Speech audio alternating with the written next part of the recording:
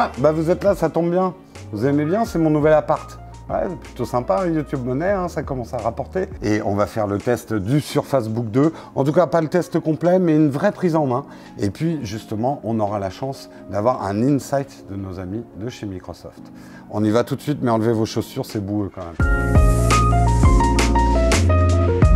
Salut à tous, vous l'aurez bien compris, on est chez Microsoft France. J'aurais demandé si je pouvais venir faire une prise en main du Surface Book 2 qu'on va avoir en test. Donc c'est pas le test complet, là c'est vraiment la prise en main, mais je sais que chez Microsoft France, il y a des jolis décors comme ça, il y a tout un appartement, un espace Surface et c'est assez joli pour pouvoir filmer.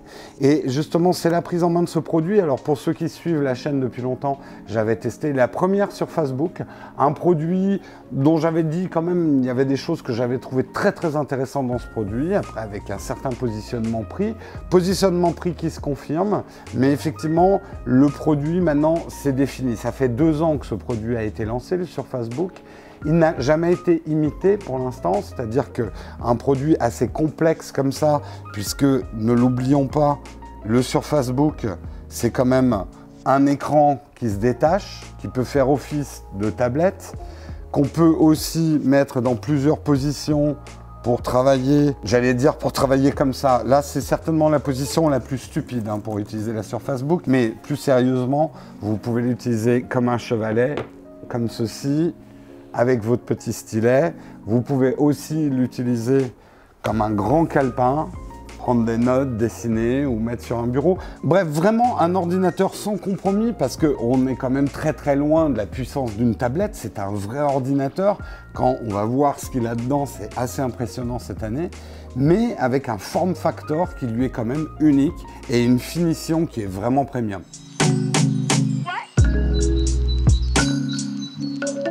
Mais pour aller un petit peu plus à la découverte de cette nouvelle Surface Book 2 15 pouces, j'ai la chance d'abord d'être chez Microsoft pour vous présenter le produit.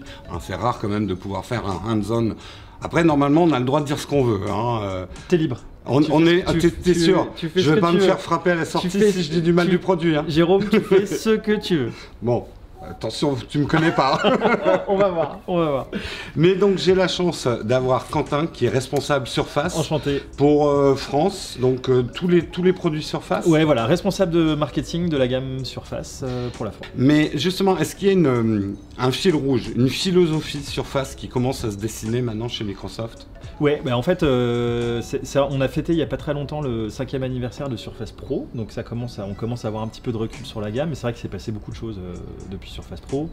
On a lancé des nouvelles catégories d'appareils. Il y a la marque Surface, mais pour ceux qui connaissent, il y a aussi en fait les devices qui sont faits par Microsoft. Je pense notamment à HoloLens, avec le casque de réalité mixte.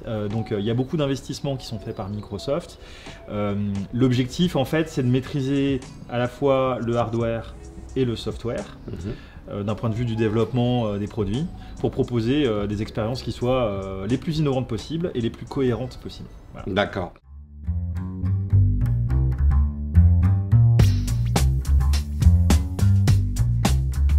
Le Surface Book 2, il est sorti il y a quelques mois.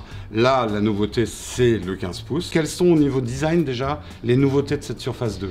On est sur un format très compact, très mobile, avec un niveau de puissance qui n'était pas forcément très vu sur le marché. Là où par contre on avait eu des retours, c'était effectivement d'essayer de travailler pour avoir encore plus de performance, déplacer le curseur sur l'ultra performance en gardant ce format-là de mobilité.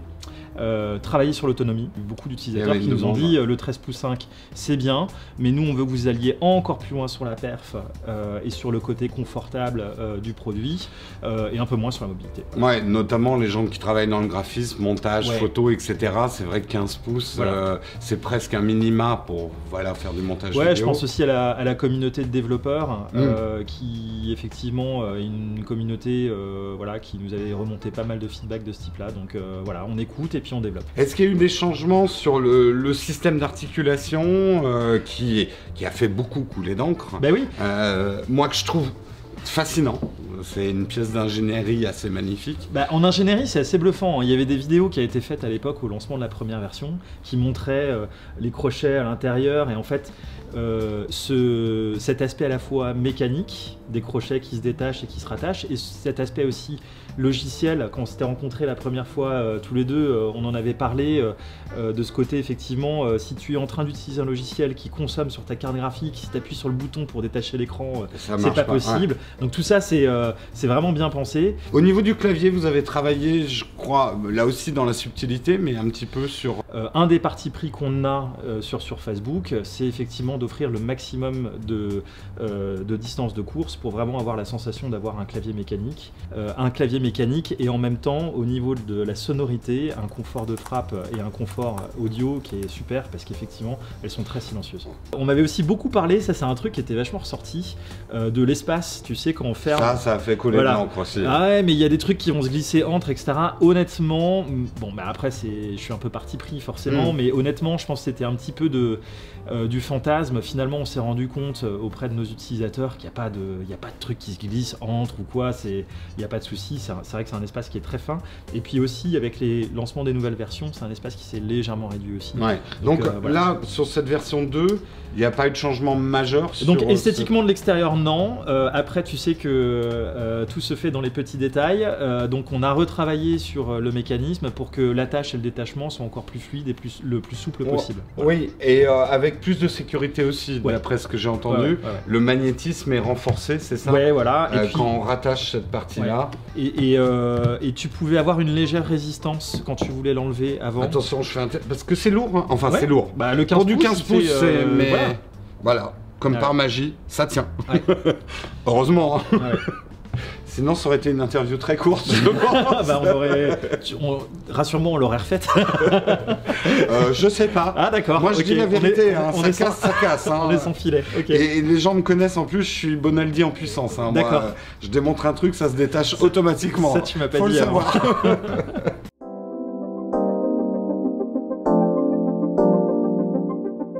Au niveau donc de la partie tablette, la grosse différence là, c'est qu'on a du 15 pouces quoi.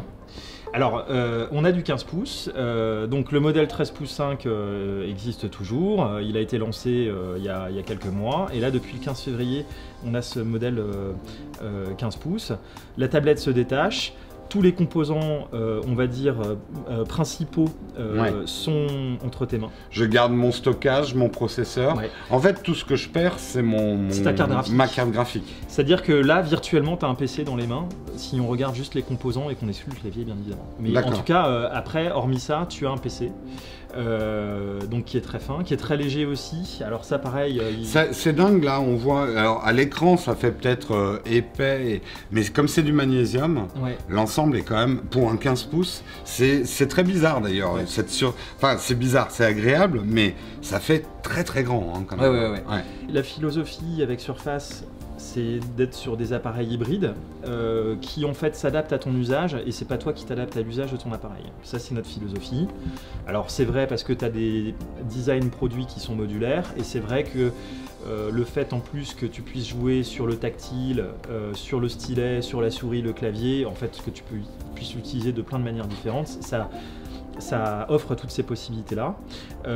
En matière d'usage, c'est vrai que notamment pour le grand public, je parle pas du B2B, la tablette c'est super notamment pour du multimédia, tu es dans ton canapé, tu veux regarder un film, tu veux regarder des photos, tu partages des photos avec quelqu'un, enfin la tablette a plein d'avantages à ce niveau-là. Évidemment, avec le stylet que tu as dans la main, c'est sympa aussi pour juste dessiner, croquer, prendre des notes. Enfin, Alors, je dis pas, je le ferai pas pendant des heures, mais cette légèreté permet presque d'envisager debout, de prendre quelques petites notes ou de crobarder quelque chose. Ouais. Bon, je pense qu'au bout de quelques minutes, on a une 15 pouces, on a plutôt envie d'utiliser autrement.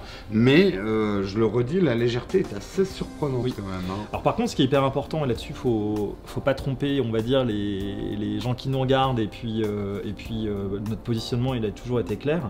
Nous, on le voit plus comme un écran détachable qu'une tablette.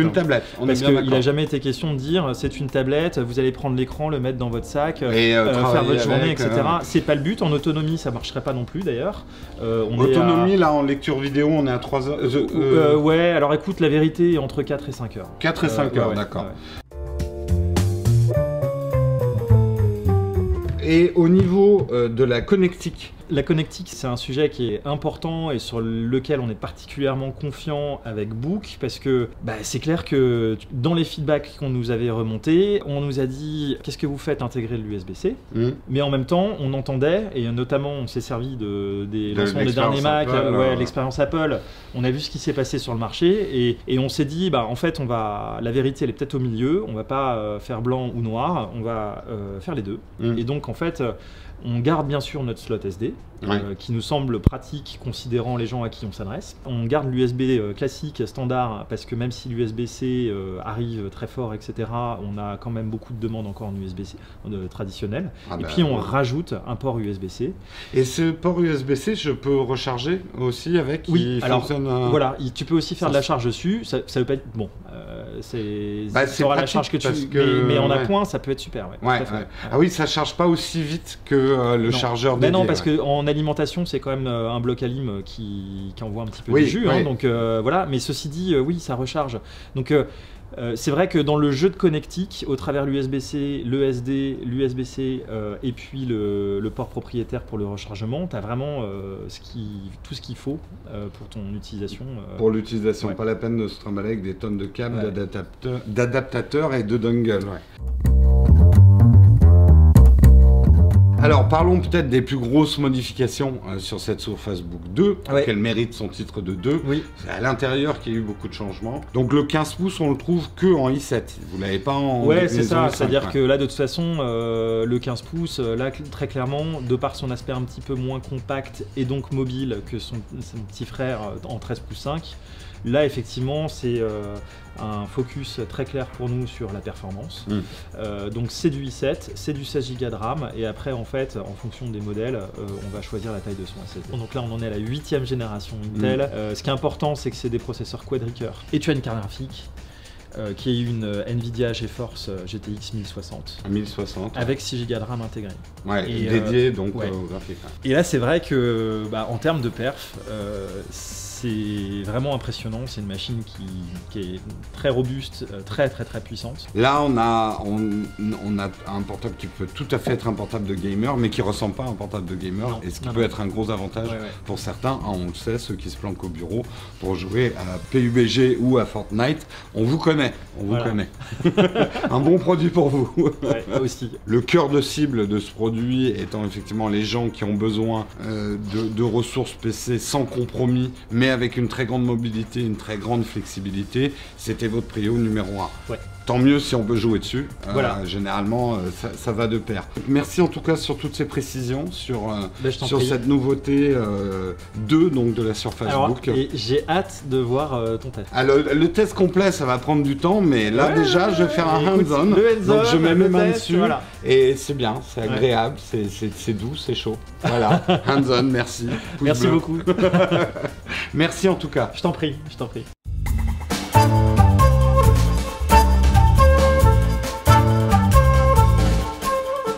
Cette prise en main, bien sûr, n'est pas suffisante. Maintenant, je vais essayer de ramener le produit à la maison. Donc, vous direz rien à Microsoft, mais...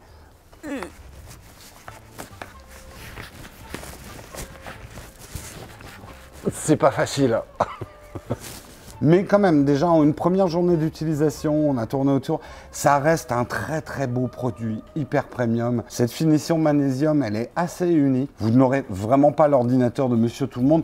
Et d'ailleurs, ne serait-ce que par son positionnement prix, c'est définitivement pas l'ordinateur de Monsieur Tout-le-Monde. C'est un ordinateur qui est extrêmement puissant, avec beaucoup de capacités, de manières de travailler avec complètement différentes. Il y a un souci du détail et de la finition qu'on retrouve dans peu de marques. Sur cette nouvelle taille, le 15 pouces, moi c'est franchement une taille qui me plaît beaucoup pour tout le travail photographique, vidéo, d'illustration, de graphisme. On a une taille idéale. Certes, on va perdre un petit peu en transportabilité, mais le produit reste quand même assez maniable, même le poids est assez étonnant pour un produit de cette taille-là. Et il faut quand même avouer que cet écran détachable de 15 pouces, ça a quelque chose de complètement surnaturel et d'assez magique. On va tester bien sûr pas mal de choses dessus. Moi, je vais essayer de travailler dessus un petit peu au quotidien puisque j'ai basculé une partie de mon activité sur PC depuis que j'ai un Shadow PC. Donc, voir comment ça se comporte. Bien sûr, le mettre un petit peu à l'épreuve sur des choses comme du jeu vidéo ou ce genre de choses. Maintenant, le plus dur, c'est est-ce que je vais pouvoir échapper à la sécurité chez Microsoft. Vous le saurez dans le prochain épisode. Et n'oubliez pas les thumbs up, le Tipeee, et puis moi j'y vais, discretos. Ah bien. Ciao, ciao.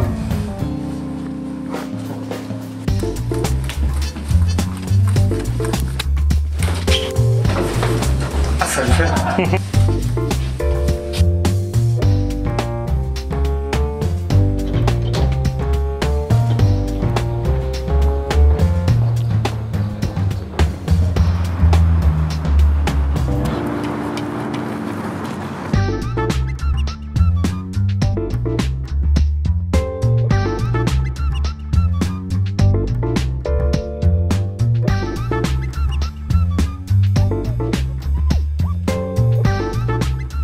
Pas un gros bide parce que là c'est pas mon bide hein. Là c'est juste que j'ai un iPhone, j'ai mon... Ah non, c'est pas mon bide pour une fois. Ah oui, dernier truc, tu me regardes moi, ouais. C'est pas la peine de regarder la caméra, ouais. Sauf si tu te sens à fond et tu veux vraiment arrêter d'utiliser des iPads, tu vois. Là tu t'adresses au public, le public est là. On a des Surface Pro, on a des Surface Book, ouais. Surface Phone, t'as pas le droit de m'en parler. Et tu sais rien. Pas de commentaires. Pas de commentaires. Juste taper dessus, genre pas que dessiner dessus. Ah oui.